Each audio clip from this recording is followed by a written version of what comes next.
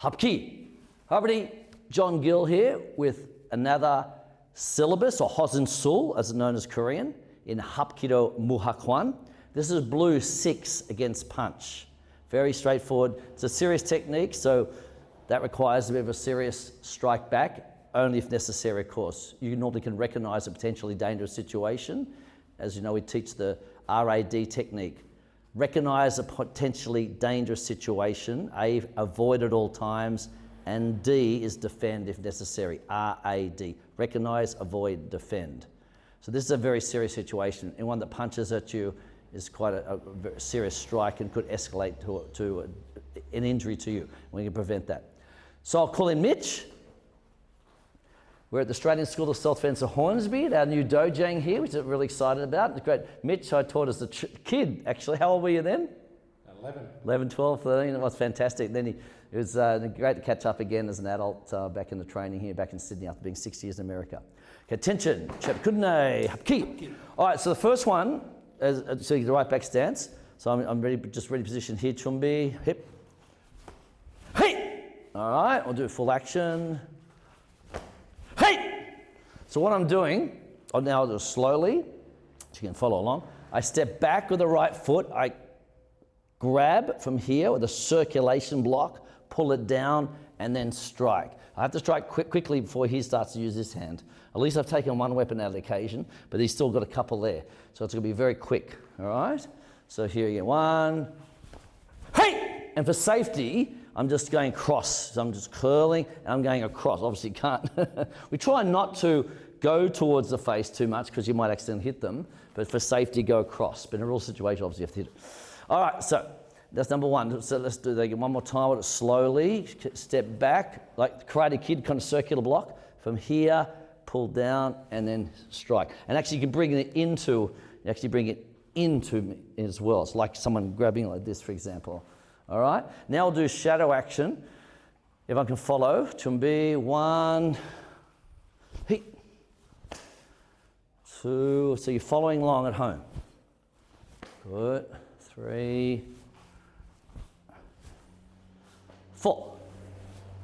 In this series, I normally do 4. You can stop the video and do as many as you want until it implants, of course. Let's do a side-on vision for them, everybody.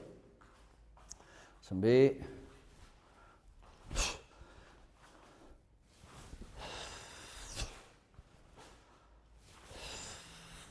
Because whenever you punch, try and do the hip in as well, all right, hip in. If I needed to, if it was further away, I could obviously go step in as well. All right, so that's number 1. Number 2, I'll show full action first. Hey, hey, hey. Now go straight for the stomach here. It can be the groin as well, but it's basically the stomach, depending how tall you are and the opponent. But basically, it's just very simple, just block and move. You notice I've moved out of the way of the punch, getting off the line, which is important for everything, actually. Against knife, punch, grabs, off the line, they call it, all right? Here for you, here, straight in, here. That's number 2. All right, one more time. Hey! Hey! Slowly, maybe curl and lock your fist for blocks and punches. So make sure you do this, not this. Or I think so, here. Okay, so number 2, hey, hey, slowly.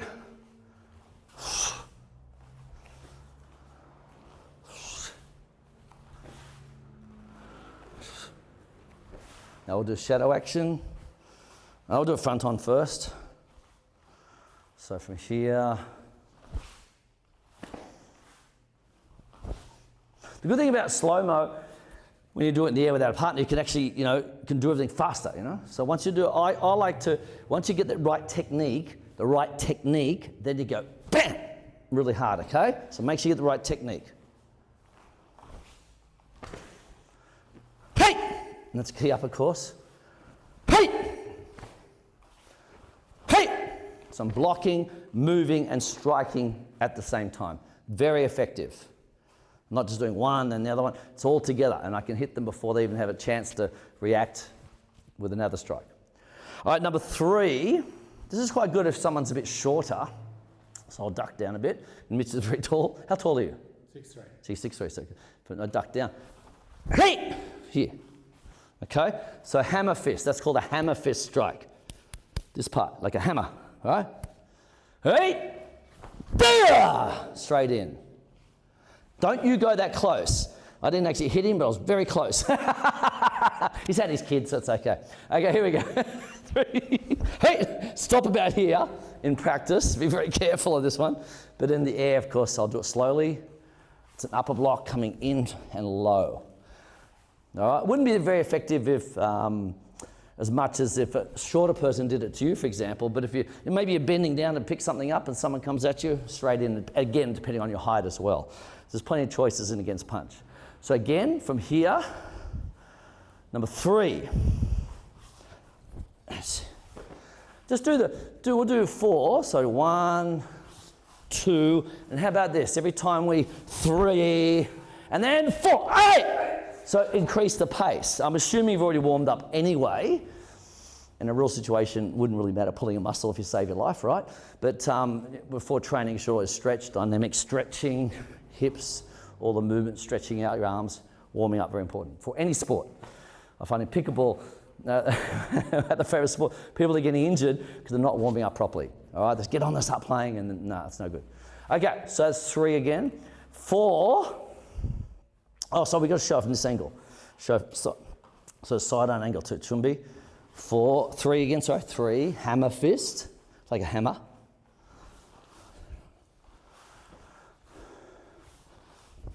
And then 8, and just do the last one, full action in the air.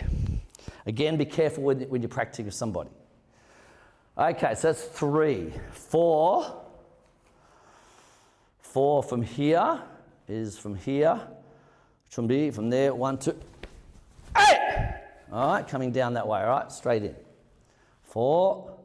This time I'm coming on the outside of the person, not the inside.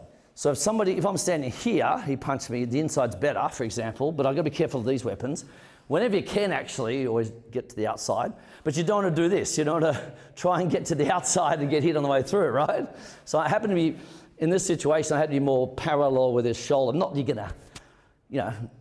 gonna think, oh, is that parallel in a real situation? But you'll know just by the angle how much, if I go straight in from there. Again, so here, 8! Straight to the neck, like chop, all right? So here again, 8! Karate Kid, wax on, wax off, all right? Slow-mo, 8.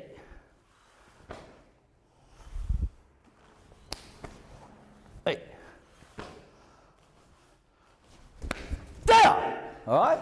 Slow-mo from here.